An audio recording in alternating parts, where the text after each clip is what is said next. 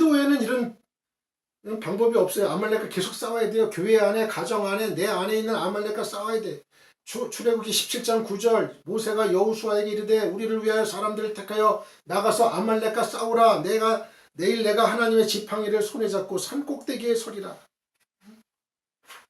모세는 여호수아를 총사령관으로 지명해가지고 군사를 이끌고 아말렉과 싸우라고 명하는 거예요. 그리고 자신은 산 꼭대기에 올라가서 아론과 훌 데리고 가서 양쪽 손에 잡게 하고 돌 이제 자꾸 내려가니까 시간이 지나면서 내려가니까 돌을 싸가지고 두 손을 올렸잖아요. 아론과 훌이 하나님께 기도하는 거예요. 그래서 모세의 손이 올라가면 이스라엘이 이기고 모세의 손이 내려가면 기도를 안 하게 되면 여호수아 군대가 패하고.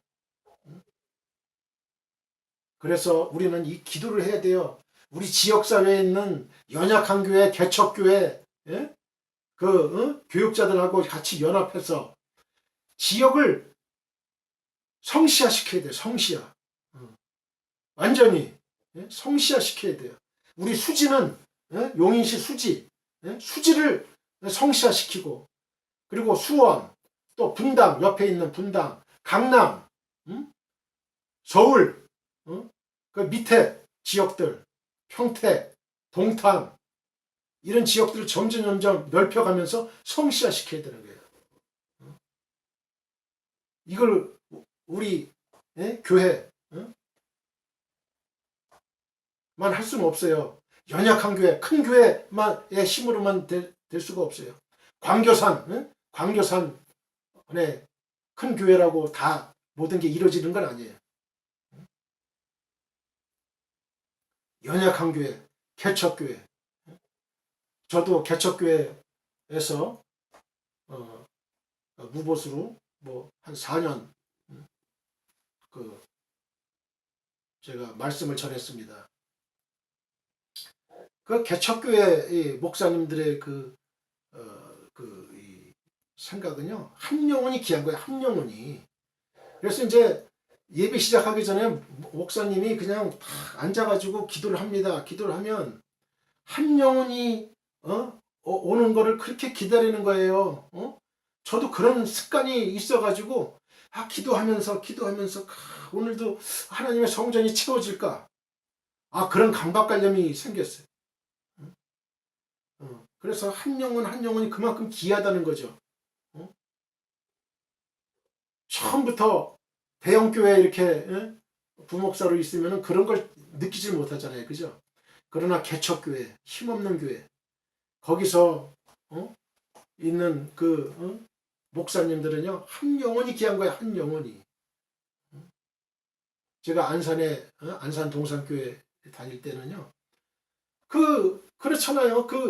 간증을 들어요. 그러면 거기는 다 공장지대거든요. 다 이 사업의 부침이 아주 심한 데입니다.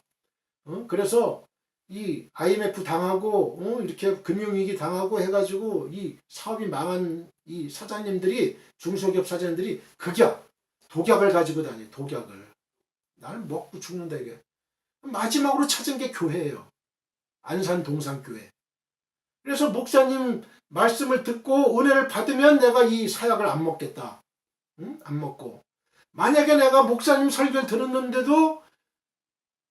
들었는데 이 은혜가 안 되고 내가 죽어야 되겠다는 마음이 더 강해지면은 이 독약을 먹고 극약을 먹고 죽는 거예요. 자살하는 거예요. 자살. 지금도 우리 주변에 수없이 많은 그런 사람들이 많아요.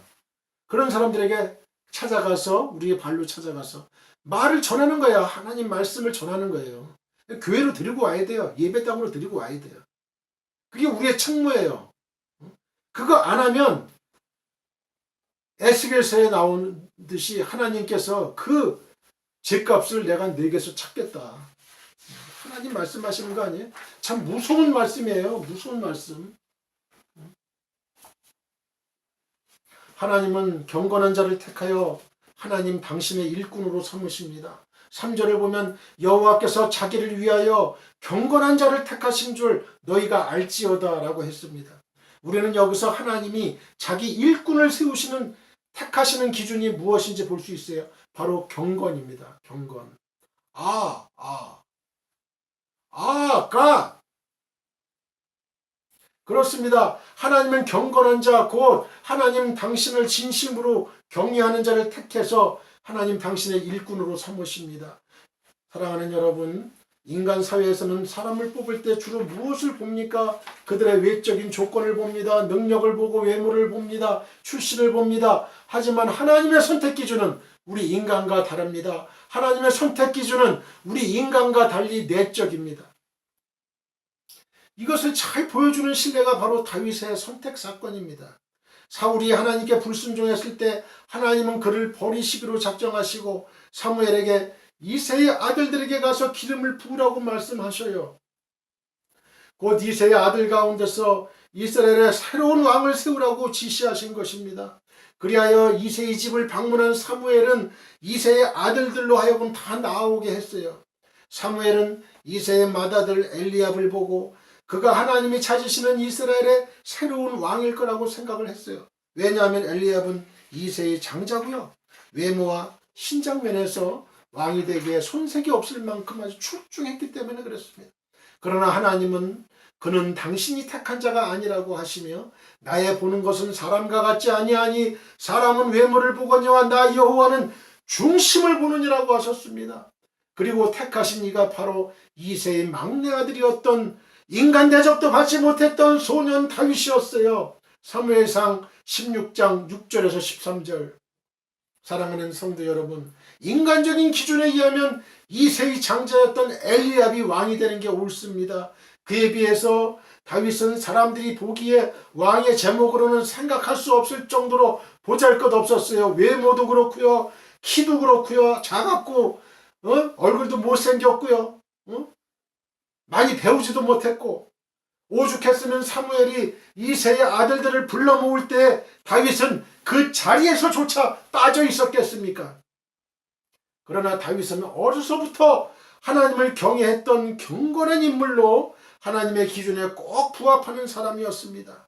그가 하나님을 경외하는 인물이었다는 것은 이스라엘이 블레셋의 침공을 받아서 골리앗의 위세에 눌려가지고 두려움에 떨며 하나님의 이름이 모욕을 당하는 것을 듣고만 있을 때 마침 그 아버지 이새의 심부름으로 전장에 간 그 다윗이 그 뭐 먹을 거라든가 이런 거 싸가지고 형들은 이제 구전으로 갔잖아요. 거기에 이제 그걸 심부름 시킨 거예요.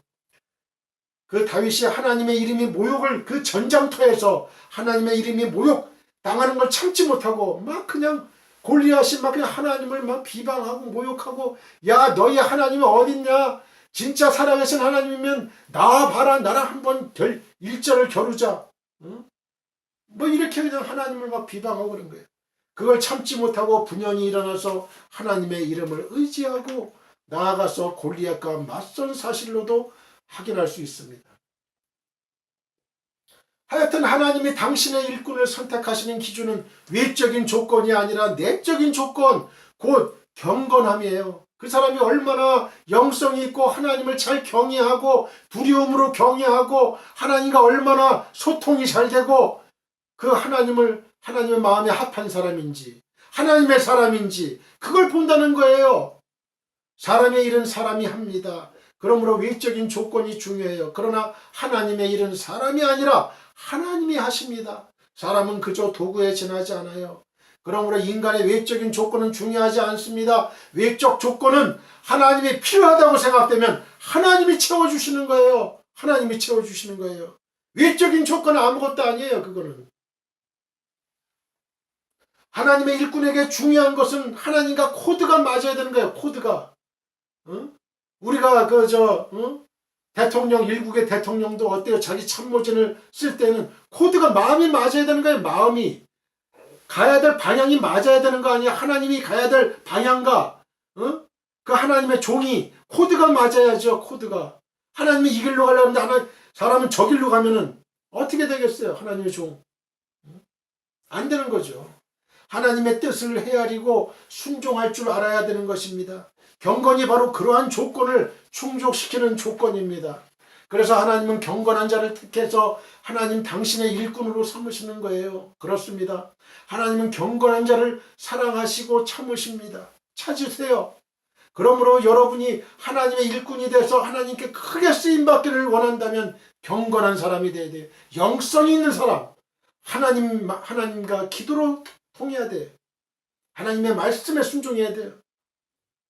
하나님을 사랑해야 돼요. 죽도록 사랑해야 돼요. 하나님의 말씀에 순종해야 돼요. 하나님을 사랑하고 그분의 말씀에 절대 순종하는 사람이 되어야 합니다. 아울러 교회에서 하나님의 일꾼을 세울 때도 인간적인 조건이 아니라 하나님이 원하시는 조건에 충족한 사람, 곧 경건한 사람을 세워야 합니다. 요한복음 9장 31절 하나님이 죄인의 말을 듣지 아니하시고 경건하여 그의 뜻대로 하나님의 뜻대로 행하시는 자의 말은 들으시는 줄을 우리가 아나이다. 그렇잖아요. 경건해서 죄인들의 말은 듣지 않아요. 하나님은 경건해서 하나님의 뜻대로 행하는 자의 말, 그걸 들으신다는 거예요. 사도행전 10장 34절 베드로가 입을 열어 말하되 내가 참으로 하나님은 사람의 외모를 보지 아니하시고 각 나라 중 하나님을 경외하며 의를 행하는 사람은 다 받으시는 줄 깨달았도다. 이 베드로가 그때 깨달은 거예요. 각 나라 중에 하나님을 경외하며 의를 행하는 사람은 다 받으시는 줄 깨달았도다. 이게 진리입니다. 이게 진리예요. 기도드리겠습니다. 하나님 아버지, 오늘 하나님의 말씀을 받았습니다. 아버지 하나님, 저희들 하나님 앞에 쓰임받기를 원합니다. 아버지, 크게 쓰임받기를 원합니다. 그러기 위해서는 인간의 스펙이 아닙니다. 인간의 조건이 아닙니다. 아버지, 그거 다 갖춰도 하나님 경건을 잃어버리면, 경건이 없으면 다 아무짝도 쓸모가 없습니다. 아버지, 다윗이 무슨 스펙이 있었습니까? 그 사람이 무슨 공부를 많이 했습니까? 무엇을 했습니까? 그저 단지 아버지의 말씀에 순종해서 아버지의 양 이세의 양을 칠 때 어렸을 때부터 하나님의 사람으로 키워져 왔고 또 하나님과 소통이 됐고 하나님께 항상 여쭤봤고 하나님의 도우심을 구했고 또 응답을 받았고 그러한 가운데 하나님과 친밀한 그러한 하나님과의 교제가 있었던 영성 있는 다윗이었기에 하나님은 다윗을 이스라엘의 왕으로 세우신 줄 믿습니다. 아버지 하나님, 저희들도 다윗과 같이 이러한 영성의 소유자들, 경건한 하나님 앞에 경건한 사람들 다 되게 도와주옵소서. 감사하며 주 예수 그리스도의 거룩하신 이름으로 기도했습니다. 아멘.